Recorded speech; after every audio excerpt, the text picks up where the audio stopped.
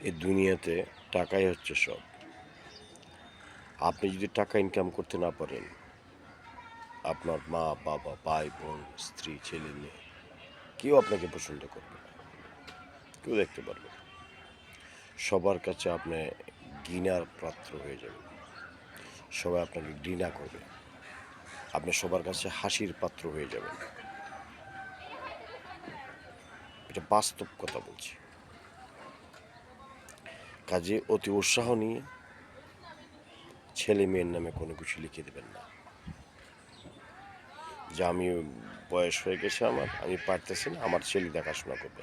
ভুলও ওই কাজটি করবেন না। সাবধান। তাহলে পস্তাতে হবে। নিশ্চিত আপনাকে পস্তাতে হবে। ভালো থাকবেন সবাই।